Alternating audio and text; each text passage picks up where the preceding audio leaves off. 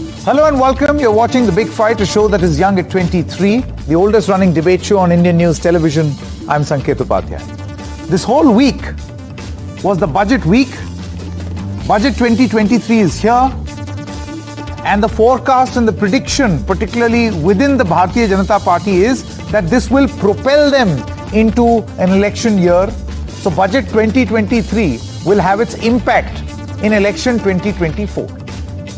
Will that happen or not? Or has that been a prime consideration when this budget was drafted or made?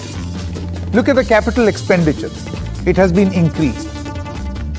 It is also being said that the new tax regime is going to swing things in favor of the BJP. Officially, if you speak to them, they will say, don't look at these things with the prism of elections. There are two totally different things. There is another major concern. At a time when there are global recession fears, can this budget help India stay afloat and perhaps also be a shining star? How is this budget being politically perceived? Let's begin the political discussion first. I have with me in the studio Shama Mohammed of the Congress Party. Thank you very much for joining us. I think this is the first time you're coming here post the coronavirus. Correct, yes. correct. So welcome Thank to you, the studio.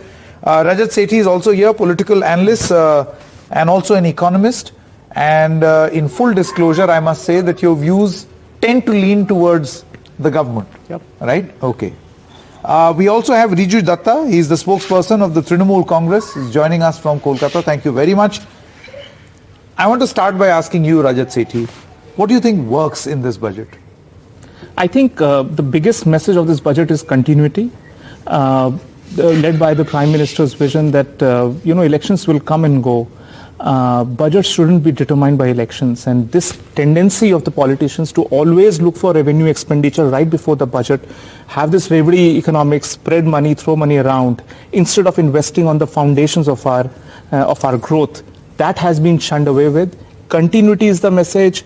Building the future, laying the foundations for the future of the country has been the message. And I think going forward, we'll see spur in growth in jobs as well. We will see focus on futuristic sectors like IT and artificial intelligence and IoT and all of those sectors. And also the startup sector, which will continue to get support from the government that is needed. Along with that, the middle class, which had its own set of issues for the past few years, not getting any changes in the tax slab structure, that also has been tinkered now to their advantage. So all in all, well balanced. Essentially, budgeting is a zero-sum game. Some sectors will gain and some will lose. It's the art with which you balance this budget is what will give you good marks. And revise it considering the requirement. I mean, as a household, if we define budgets for our household expenditure also, we keep changing it depending on any outlier event. Tomorrow, if the war escalates, your triple F, which is food, fuel and fertilizers, they will go off the roof. The same government will also have to provision enough elbow room if things go south. How do you account for it? What are the sectors eventually where you reduce the expenditure? So it's a dynamic process. Okay. This budget is only the policy intent of the government, which will keep changing over the year. Dr. Mohammed. See, he said one point about capex. Now, that is good when your private investments are down. I agree with him. But what is the issue at this point? The biggest issue, Sanket, is the price rise, is the unemployment. Now, the capex thing is not immediate. It will happen. Just like they said they're going to start smart cities. How many smart cities have come up? The question is none. Zilch. 2022 farmer income double, not happen. So, like you said, there are promises. Now, I, as a person or people out there, would have wanted your petrol price and diesel prices to have gone down because you are buying 30% discounted oil from Russia. That is what is happening. The Reliance Industries are refining it and exporting it. Why don't you give it back to the people? That is one.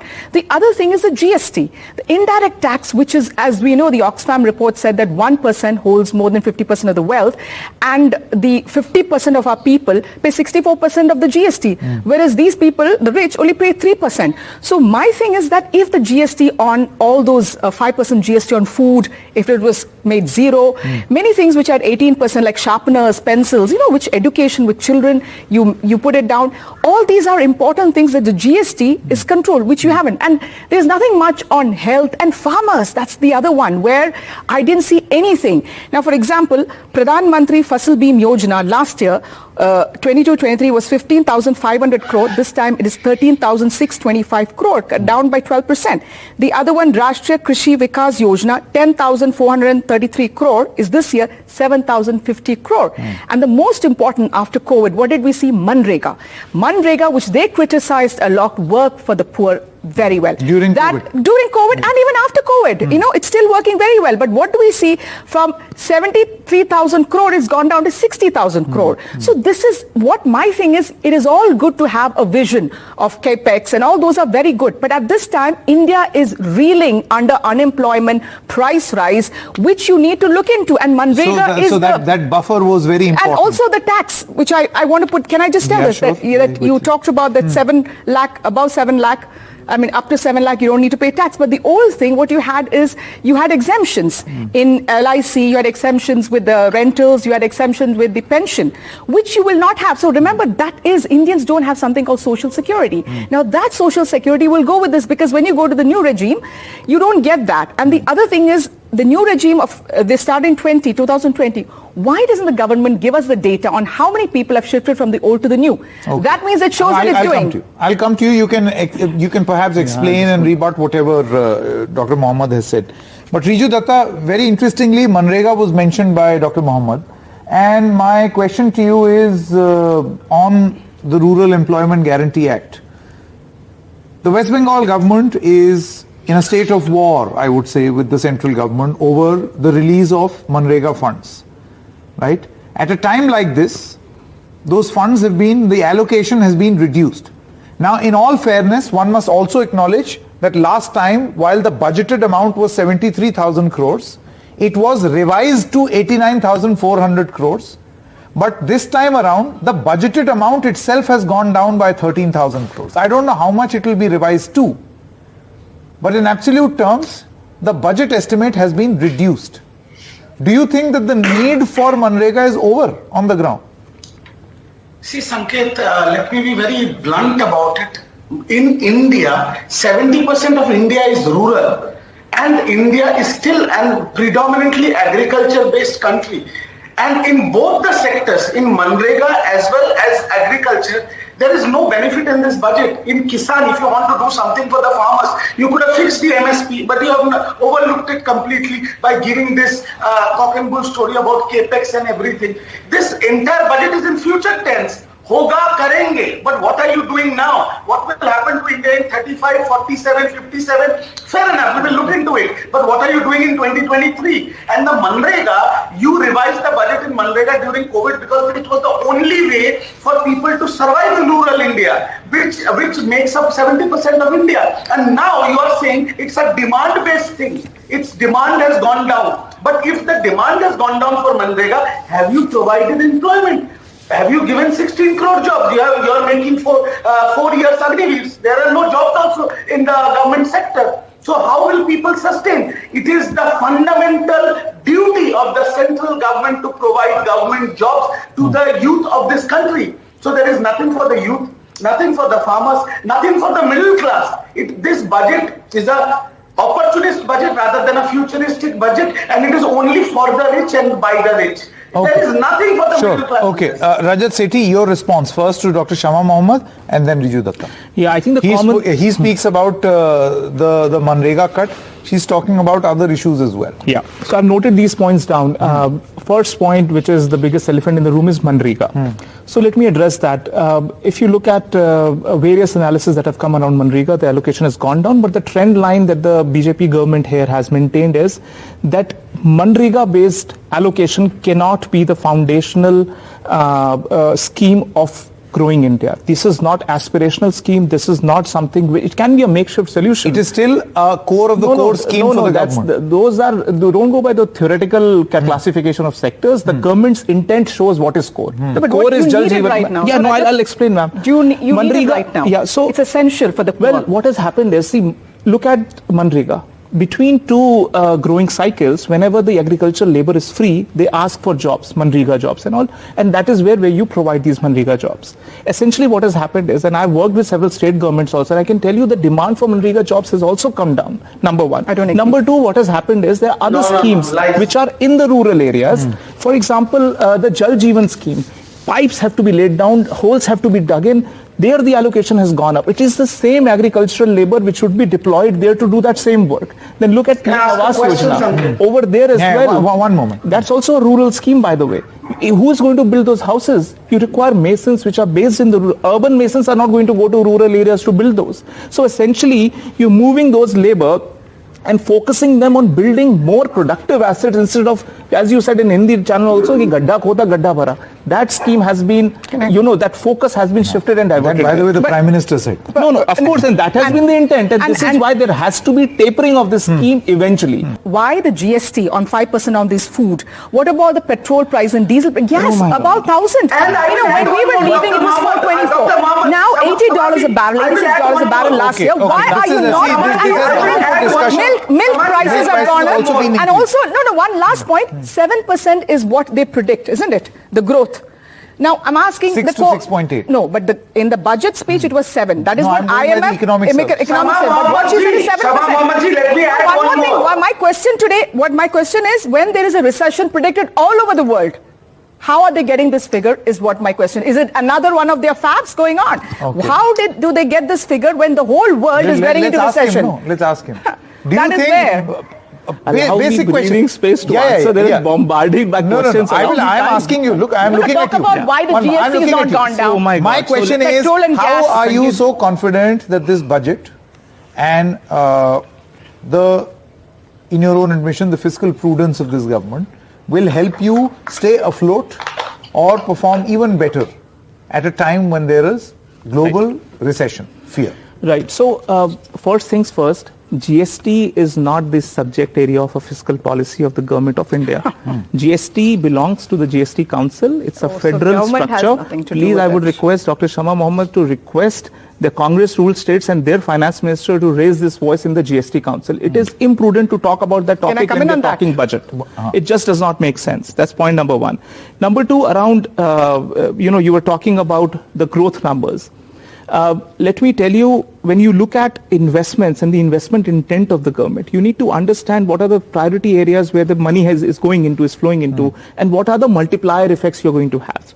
There are multiple ways of spending, right? You could have spent it on a scheme like MNREGA, which will have very few multiplier effects. As Dr. Montek Singh has also repeatedly mentioned, that if you put it into any of the social sector and look at the multiplier effect there, versus the multiplier in infrastructure, it is always the multiplier in infrastructure which wins. Okay. So this is where, you keep pressing the pedal onto the infrastructure, you will see results coming in terms of jobs, in terms of growth, and you will beat. And India's private consumption in economic survey says that it has gone up by 55%. That is it's a gigantic number. Even if our exports slow down because of the global turmoil, we will stay afloat. No, where is the money? He says it's gone up. I don't see any demand in the market. You were just quoting numbers. One more thing is, he said about the GST Council, that 80% of the power is with the way they've done it is with the central government. Of course, they can change that. There is no consensus happening there. You can definitely put down the GST. Milk prices just after budget by 3. How are children supposed to get nutrition? What about the portion? That also has gone down when we are 101 out of 116 in the global hunger index. And the children are not supported. So where are we heading? I mean, nothing. Women got nothing. In the labor force, we are below women. Participation in the labor force, we are below Pakistan and the previous Afghanistan government before the Taliban came in. Let's so get where are we heading? That quickly. I'm running out of time. Where are we? And you haven't told us about the portion thing. Quickly. Why are we, when we are World Hunger Index, we are 101 so you've out of asked 116. that question. Let's get in a reply. He's not even replied about the petrol diesel prices. No, I'll come. Gas Madam, prices. You asked me so many questions. Because you can't answer. Examination center and I want my petrol, diesel, gas to go down. I have only 1.5 minutes now. Yeah. See, I'll go by one of the questions that she raised was around taxation, and the subsidy is not coming in the new tax regime. What the finance minister says here is that the faculties of our middle class is good enough to decide where to invest, what not to invest in.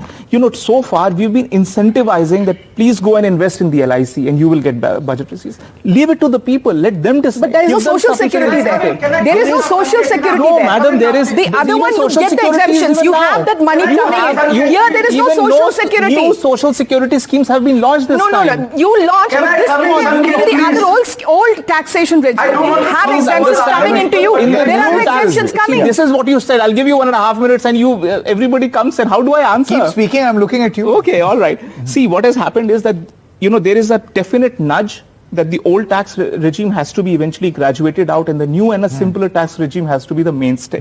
It will be less on subsidies, less on all these, frivolous schemes which a common man doesn't even know that you can avail benefits out of that. Of course we know Give about money it. in the hand of the I know. public.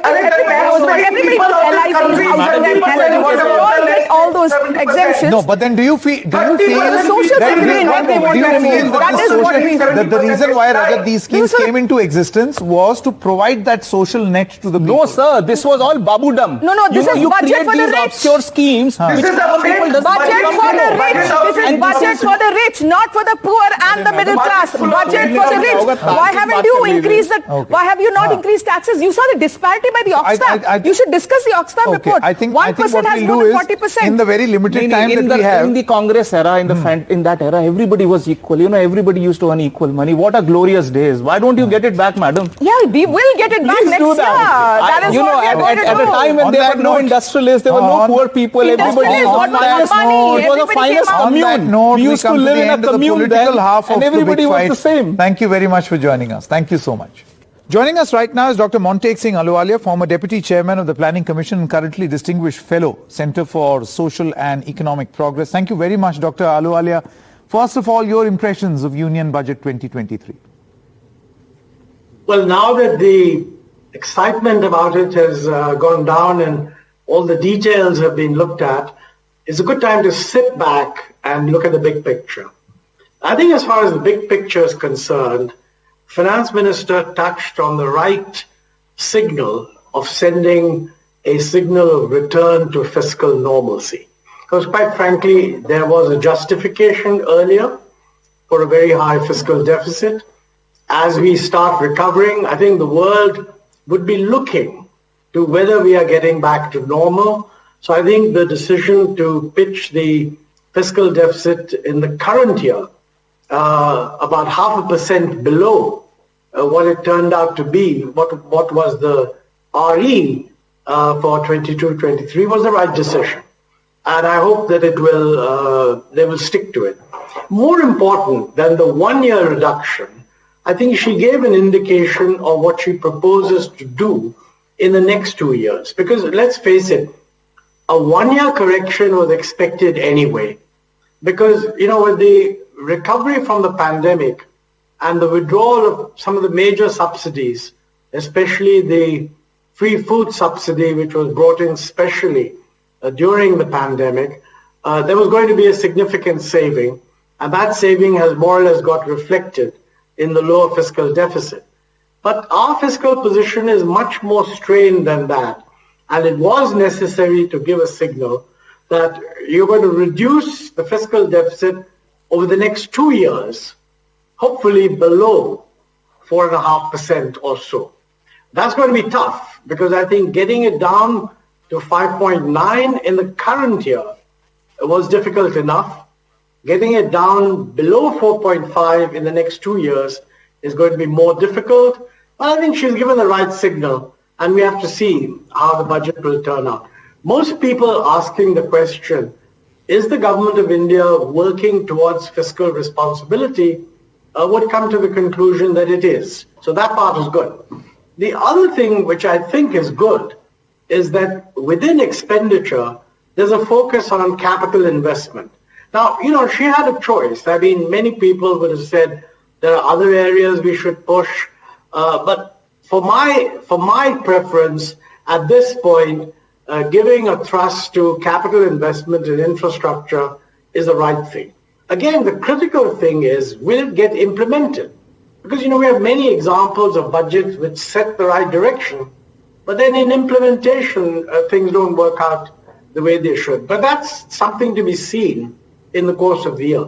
As far as the budget is concerned, it's saying the right thing. Dr. Ahluwalia, you say implementation is equally important than allocation. What would you say about the track record? Well, I haven't looked. I mean, I think on the last 2-3 years, there's no doubt that there's been a significant expansion. But, during a period when the economy is down and there's a push towards a fiscal stimulus, it's a little bit easier to get expansion done. Many of the programs that were being proposed were in the nature of welfare programs. It was easy to achieve the objective. You're giving away grain free. That's relatively easy to do. I think in certain areas, particularly in the roads, we've done a good job. I mean, the infrastructure build up in the last 3 or 4 years has been good. In other areas, we've run into problems. I mean, for example, in railways, the bullet train was a major initiative. I mean, originally even conceptualized in the previous government, formally approved in the current government, but actual implementation has been slower than expected because of the usual land acquisition problems. That's just one example. So I think we need to be careful to see that what we say we're going to do actually gets done. One question that I've been meaning to ask you, Dr. Ahluwalia, is the fact that India so far has not been affected as much as other nations are in this era of global recession fear. Do you feel that this budget can help escape or at least limit the damage that a global recession can cause? Do you think we are headed in the right direction? I think it's a bit premature to say how we are faring because, let's face it, the global slowdown is expected in the year 23-24. I mean, you've just heard the IMF say that they're now projecting somewhat lower growth in the coming year than in the current year. So it's too early to tell, to say that we have escaped. I mean, what we are saying is that we are going to grow at now, I think it's projected at 6.5%, which is a little more than what the IMF has projected. But we have to wait and see whether we achieve that 6.5%. So I think how well we recover in the year 23-24 is not to be taken for granted just now. See, if you look at the current year, 22-23, there's no doubt that we grew well in the first half of the year. What we're expected to achieve for the year as a whole, given what has been done in the first half, implies that in the second half, we're going to slow down. So I think I've seen various estimates that the expected growth in the second half of the current financial year may be less than 5%. So what the present projections are saying is that although we will enter the next year with a momentum which is below 5%, we will be able to expand that to go to 6.5%. Now that 6.5% expansion is not going to be because we've given a fiscal stimulus, because compared to the previous year, there will actually be, and that's a correct thing, there will be a bit of a fiscal contraction. But nevertheless, we are hoping that we will do well. Now, one critical thing here is whether private investment will recover. There are reasons to believe that we've gone through a difficult time. There's some perking up of interest in private investment, but it's too early right now to judge whether private investment is really going to rebound. But in that sense, the push to the capital expenditure is a good thing, because I think it will create the right sort of stimulus in the rest of the system. I mean, there's a lot of research which says that the multiplier, if you like, of expanded investment in infrastructure is greater than the multiplier of other expenditure. So if you take these things into account, I don't rule out that we might grow at 6.5%, but I think it would be premature to judge that we are through just because that's our projection. We are actually projecting a growth which is higher than the rest of the world is projecting for us. Now, it isn't the case that exports will make all the difference, because so far, frankly, our performance on exports has been less than what I would have liked to see. Service exports have done very well, and that's a great credit to the services industry, the high-tech industry, and so on. But goods exports have been slow. And other countries, Bangladesh, Vietnam, I think they've done better than India has. So again, maybe some of what we are now focusing on, ease of doing business, logistics, etc., will help, but we have to wait and see. It's not a foregone conclusion. All right. Thank you very much, Dr. Ahluwalia, for your time. Thank you so much for joining us. We also have with us Anita Bhatia, Deputy Executive Director of UN Coordination, Partnerships, Resources and Sustainability. Anita Bhatia, thank you very much for your time. How do you view the Indian budget? So, first of all, I think it's really important to say that this looks like a really sound and sensible budget, and which protects and builds India's very sound macroeconomic framework. And it's a budget which is going to help India to grow fast and keep inflation low. And it supports the economy in becoming one of the fastest growing in the world, which is something that the IMF has already signaled. It's also very clearly a developmental budget because it tackles priorities that are good for India in the long term, from the increased investment in infrastructure, to youth power, to farming, to pharmaceuticals, from teachers to vaccinations. Now, our interest at UN Women is always to look at budgets from a gender lens and to see what is this doing for women and how is it supporting women to really become a core and critical part of the path to economic recovery and to fulfilling the SDGs. So when we look at it from that lens, I see a couple of things that I think are worth highlighting. First, we like very much the emphasis on financial inclusion because there is a new scheme there to get women to save more. It's a 2-year scheme, and we think that will be very helpful. Second, we have been supporting, as UN Women, the Ministry of Women and Child Development to do more on gender-responsive budgeting. So, we've done some quick analysis of that, and I think what that shows is that the gender budgeting piece is actually now really taking hold in a way that reflects the hard work that, ministries and the UN system have been doing to support it. And what we note is that the gender analysis that we have been doing of the schemes of, 15 ministries that didn't actually have gender budgets in the past, that's slowly beginning to change because 3 of the ministries whom we have engaged with, who previously didn't have gender budgets, where we think it's important that they do, now have gender budgets. And that's Ministry of Home Affairs, Tourism, and the Ministry of Petroleum and Natural Gas. So we look at that, and we look at how much of a link there is to SDG targets. So I think overall, we are happy with the push on the gender side.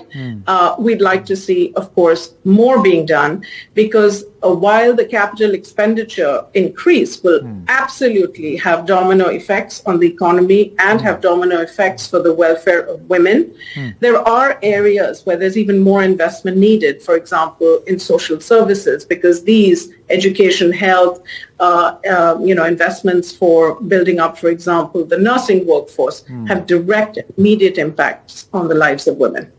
All right. Thank you very much, Anita Bhatia, for those views, that input. Let's see if when budget revision happens, some of those views are accommodated. Thank you very much for joining us. My pleasure. So the MNREGA budget has been cut, and the outlay for certain schemes specific to the agriculture sector have also been cut. But overall, many experts feel that for the rural sector, the budget is not all that bad. What really is the correct assessment, or how should one look at what is there for rural India in this budget? I have with me Dr. Ashok Gulati, Infosys Chair, Professor, Agriculture at ICRIER. Thank you very much, Dr. Gulati. First of all, your views, Dr. Gulati, as far as rural India is concerned, does this budget have enough for rural India? Well, I would say there is a reorientation in the support that is being given to rural India, including agriculture. And the biggest cut has been in the food subsidy, There is a saving of about 90,000 crores there. That extra that was being given during the COVID period has been removed. So only 5 kilograms will be given, though now free. So there is a net saving of 90,000 crores there. On the fertilizer subsidy front, there is another 50,000 crore of saving because of the global conditions have come to somewhere in grips now on the energy and fertilizer front. MNREGA also has been cut, and roughly 30,000 crores or 29,000 crores roughly have been saved on that front. Now this many people are viewing as a major cut in the rural allocations. I really don't consider that. This is more a rationalization of the subsidies. But what you see is a massive increase in the PM Awas Yojana. And in rural, particularly on the Grameen front, there is a major increase in the rural Awas Yojana. And that is creating assets. That will create employment, that will create demand for steel and cement and give a shelter and dignity with toilets and it to the rural people. I think that's a big step forward in reorienting this subsidy culture to give a sort of an asset structure because house is a permanent asset. So that's something as a commendable way forward. Dr. Gulati, let's talk about these things one by one. MNREGA first. The budget estimate for last year, 22-23, was 73,000 crores. This was then revised to 89,400 crores in the revised estimate. Now this year in the budget estimate, it is 60,000 crores, a straight drop of 13,000 crores. I'm pretty sure that this may or may not be revised. We do not know. But what do you think or what do you make of this cut of 13,000 crore rupees in the MNREGA budget? You know, as the economy is opening up and now more or less fully opened up, then you have to think of those programs that can create more employment rather than MNREGA. MNREGA is the last, fallback arrangement. That if there is nothing in the system that can engage them, then they fall back on MNREGA. That is what the basic premise of MNREGA is. If you can devise programs within the rural area for rural roads, rural infrastructure, rural markets, and rural housing, and you look at the allocation that is given to Jal Shakti, especially the drinking water, tap water going to rural areas everywhere. So you see a significant jump in the rural Awas and Jal Shakti. Those are the areas which are going to stay forever. It's creating permanent structure. And I think that is a much better option than the MNREGA type of programs. While that is correct, but Dr. Gulati, don't you feel, we spoke to a lot of MNREGA people who have been working in this field and got reports also from the ground. The need for a scheme like this and the dependence on a scheme like this has not really ended. So when the government says that, this is a demand-based scheme and there is no demand, on the ground the report suggests that first there will be no budget allocation, then there will be no provision, thus there will not be enough people applying for it, and thus it will give you an impression that there is no demand, and then you will perhaps go for even smaller funds. So are we starting this vicious cycle? No, but you are giving a narrative, what perception you have or some of your other experts have. This is what I have learned from some experts. This is anti-poor, anti-rural, anti-this. I'm not subscribing to that at all. I'm very, very happy that subsidies like food, fertilizer and MNREGA are being rationalized to create assets in the rural area which will stay there for decades, giving free drinking water, giving housing, giving toilets, giving rural roads. That's the need of the hour. And I would commend the finance minister on that front, that instead of giving reveries, it is creating real infrastructure in the economy, and that should create employment, which is much more productive. So my narrative is on a different platform than what you are asking. Sure. Or you're indicating. Sure. So, Dr. Gulati, you say that something like a MNREGA must be used as a last resort, as a fallback option, as a plan B, say, for instance, in a crisis situation like... C. Plan C. Okay.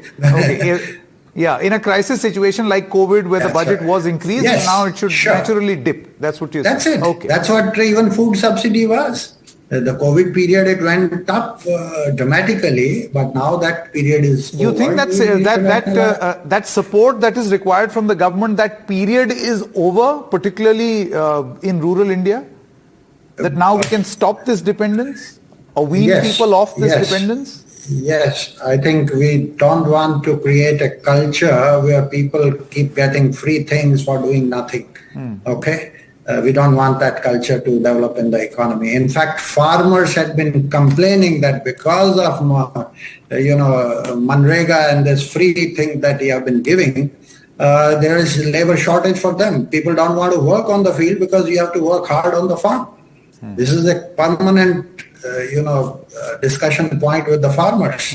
The best would be if FM can dovetail the MNREGA activity on farmer land so that farmer pays 150 rupees and 150 rupees government pays through MNREGA, but the system has to be organized that work can be done on the farmers' fields. And then the cost of production can come down and that will help curtail your inflation, food inflation in the economy. So just to recap, you say the PM Awas Yojana and the increased outlay is going to create or propel growth in the rural sector. You have explained in great detail how. Apart from that, what do you see in this budget for the rural sector which will be great, which will work great? Let me say specifically for agriculture, because that largest occupation in the rural sector is the agriculture part. She has announced some new schemes, the digital infrastructure for the agriculture sector as a whole, the accelerator program. Now the exact allocations are not yet clear how much will be spent on those. Some natural farming and all that. One thing we have to remember, we have to make our value chains in the agriculture sector much more efficient. And today, the digital economy, where India has done excellent, overall, you look at the G20 countries and India in the digital world, that is our showcase. But in the rural economy, digitalization has been lagging behind. So putting that upfront as one of the big steps, I would count that as a pretty positive, but the allocations are not yet known. The thought process is there, and I hope the money will be spent. Accelerator program, that is where the innovations will take place.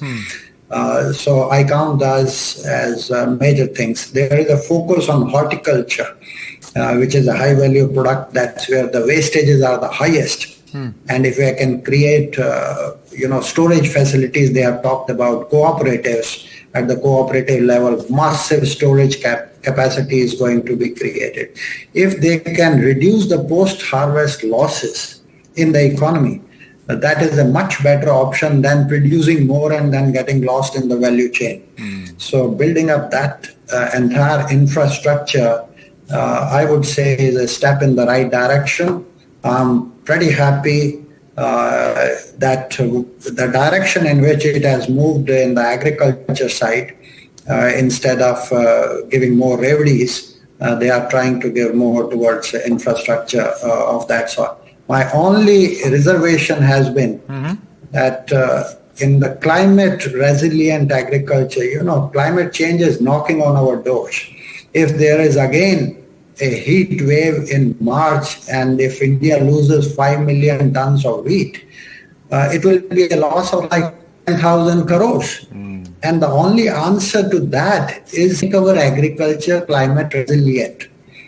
And that's where I think we need to double our expenditure on research and innovation. There is 9.7% increase in agriculture research and education, which is too little, I think.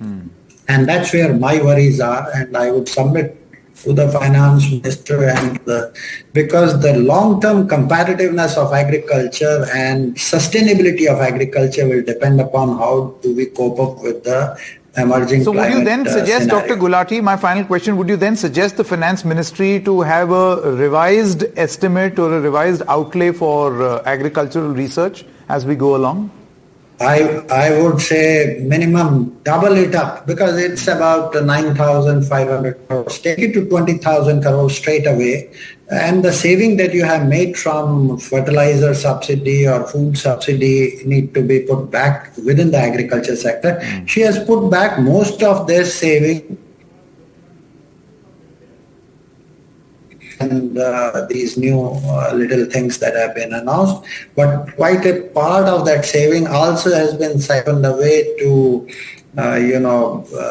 railways and overall road construction in the economy, and also containing the fiscal deficit, which is fine. But this is a little, 9,000 crores, 9,500 crores to 15 or 20,000 crores is not a big sum. But this will pay. This is the biggest return it can give to agriculture sustainability given the climate change on our head. All right. Dr. Gulati, many thanks for joining us. Thank you so much for your views, sir.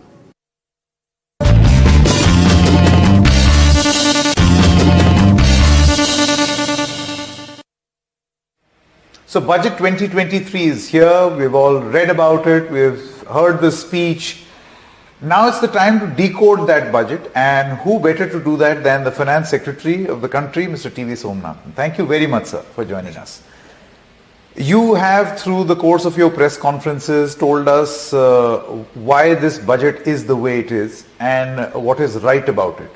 I thought we'll take the next few moments to ask you what many people are saying is wrong about the budget or may have been done differently. Sure. And the first thing is, while there have been enhancements in the budget in some places, obviously the dynamics of the budget is you increase somewhere, you'll have to decrease from somewhere else.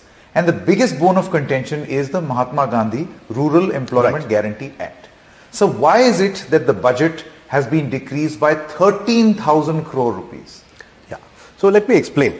See, the National Rural Employment Guarantee Scheme is intended in its architecture, the way it's designed, the Act makes it a demand-based scheme. So you see, typically government schemes are of two kinds. Some are entitlements. So every farmer is entitled to 6,000 rupees under the PM Kisan program.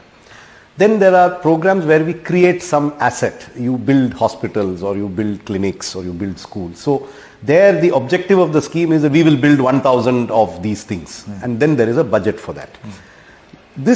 The National Rural Employment Guarantee is something a bit different. It's a demand-based scheme. It neither has an output target in terms of assets to be created, nor is it something that everybody gets automatically every year. It is something where if a person needs wage employment, they submit an application and they are employed. So the key to budgeting that's why budgeting for this scheme is very different from budgeting for other schemes. We are actually doing an estimation of demand. In other schemes, we are estimating what can be absorbed or how much we want to construct and how much that will cost. Or we are estimating how many beneficiaries are available and how much they need to be paid. But in this scheme, we have to actually estimate demand.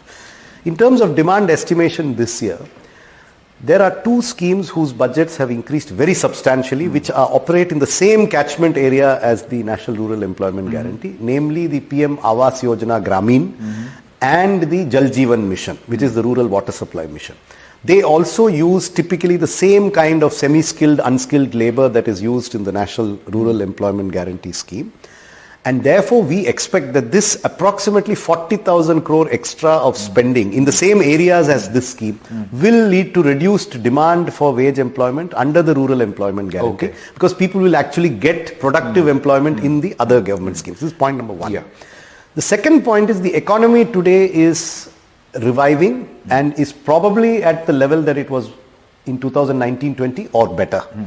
Therefore, also, the safety net aspect of this scheme, I think, will be less salient this year than in the last 2 to 3 years. For this reason, also, there is likely to be a drop in demand. Okay. It is in line with that estimation that we've reduced the budget. But however, it is a demand-based scheme, and if the demand materializes, we remain open to increase While the I agree with your assessment, and you said that in your previous interviews also, a lot of people who are working for the MNREGA workers and reports from the ground, which NDTV has spoken to people, they say that this is a vicious cycle. There will be less money. States are saying that the center is not releasing money against the payments. An ongoing dispute with, say, the West Bengal government. Then, because there is no money, there will be no job creation, and thus you will get an impression. I think you will get an impression that there is no demand. I'm afraid there is another viewpoint on this. There is the opposite viewpoint as well. Since you brought it up, I'm bringing it up. I don't know if you saw, there was a series of articles in not a government journal, in the Indian Express, about 8 or 9 months ago. I don't remember the exact time, which reflected what was happening in one of the states. Again, I won't name the state. It is quite the opposite of what you were saying, that if there is a budget, people were trying to estimate how much is available and create a number of beneficiaries exactly equal to what the budget was, including enrolling people who didn't need employment, getting their thumb impressions, and actually getting them benefits, and then after the DBT is done, taking back a portion of the benefits by the local panchayat officials, etc. So this can work both ways. This issue of availability of funds can also create demand where there is no demand. And I'm not saying this lightly. We have internal reports, but I'm giving you an external source which you can verify. It's not a government source. So I think we have to have a balance here. We think we have estimated the demand, but I will point to the fact that each of the last 3 years, we have increased the budget at that the is true. In a revised when the estimate. demand materializes. So there is a cut, yes, but that doesn't mean that it will not be increased. Okay. So this is MNREGA. But then there are many other schemes where the budgets have been cut. As I told you, you have told us about the increase, where all it has increased. I would want to talk about what was the rationale behind decreasing where it was decreased. For instance, the Guarantee Emergency Credit Line Scheme for MSMEs. The MSME sector has still not revived by the government's own estimate. But your budget has gone down this year from 15,000 crores to 14,100, a dip of 900 crores. See, the emergency, that is not something that in any way affects the MSME. That is an infusion of money into a corpus. The corpus is run by the National Credit Guarantee Trust Corporation. They estimate based on the level of bad debts, the amount of capital infusion they need. So we are giving them what they need to maintain the scheme. So this is not going to affect the beneficiary of the scheme in any manner. It is basically a capital adequacy calculation. It is something between us and the Credit Guarantee Trust Corporation. I can assure you they are fully funded to meet the obligations of the scheme, and will be fully funded. Mr. Finance Secretary, you see many things related to the agriculture sector also. For instance, the Pradhan Mantri Krishi Sinchai Yojana. The budget last year was 12,954 crores. This year it has been reduced. Why is that so?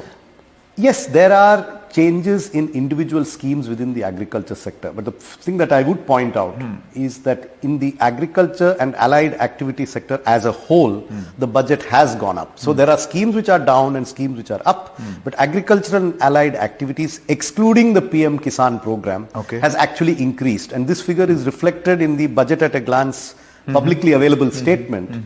I have a copy there on my table where it has actually gone up. However, the reason some people are seeing a decline is because in the PM Kisan program, there is a decline of approximately 7,000 crores. Now, why has this happened? We footnoted this in the fine print, but it is visible. It's in the public document. There was an updating of the beneficiary database because the program is now, I think, 4 years old. So they did a comprehensive update of the beneficiary database. They found some cases of persons who had left, who had become income taxpayers, who were found in the beneficiary database in more than one place. They're entitled to it only in one place. So the cleaning up of the database which was done has resulted in an approximately 10% reduction in the number of eligible names. So we continue to fund it fully for everybody who's eligible, and that is a saving that has come from a database reassessment. It's not a reduction in benefits to any eligible person. I continue with the reductions. the Ministry of Minority Affairs. The budget estimate for 22-23 was 5020 crores. For 23-24 is 3097 crores. And the list goes on. For instance, the skill development for minorities, the budget was 491 crores. It was then in 23-24, it has been reduced to 64 crores. In respect to the Ministry of Minority Affairs, what you're saying is factually correct. Okay. I don't dispute those numbers. The Ministry of Minority Affairs is going through restructuring and rationalization of the schemes relating to all the schemes of the ministry. So they are in the middle of that rationalization, and they have indicated a requirement for existing schemes in the numbers that you have indicated. Okay. Our impression is that when they finish this rationalization, they are actually rejigging some of the entitlements, moving some of the, changing the nature of the scholarship. There are a number of things they are doing. I'm not fully familiar with them. The indication I have is that when they have finished with the rationalization, they'll come back to us with a revised requirement under the new structure of schemes that they are evolving. So you're this is my impression. You are saying that in a revised estimate, this may grow. This may grow. And this will, what I can say is this is based on the requests we have received from them. Yeah, okay. Let's talk about food subsidy. A very important scheme, which was important. It, I believe, still continues. Budget 2022 and 23, 2,06,831 crores, reduced to 1,97,350 crores. Do you feel the problem is over because of which you have decreased the food subsidy? In the food subsidy too, the decrease has no effect whatsoever on the beneficiary or consumer. This is between us, the food corporation, and the procurement agencies. One of the reasons for the decline is the interest burden on the food corporation has gone down because we have paid off a number of their old off-budget borrowings. So the food subsidy is an amalgam of the difference between the cost of the MSP, the cost of transportation, the interest costs borne by the FCI. So it's an amalgam of many factors. This merely reflects a reduction in some of those costs, particularly interest, because we've discharged many of their old off-budget borrowings. Sure. Department for Agriculture and Farmers Welfare, last year 1,24,000, this year 1,15,000. I mean, it's a marginal. This is one I've already explained. If you remove the PM Kisan, it increases. But with the PM Kisan, there's that marginal decrease. And then the big two, health and education. For the National Health Mission, it was 37,165 crores. This year, it is 36,785. Again, you are not looking at the health budget. You are looking at a component of the health budget. The aggregate health budget has increased. Now, if you pick and choose individual schemes within the budget, some will go up and some will go down each year. The aggregate health budget is up by about 1,000 crores. Sure. Mr. Finance Secretary, thank you so much for your time, sir. Thank you.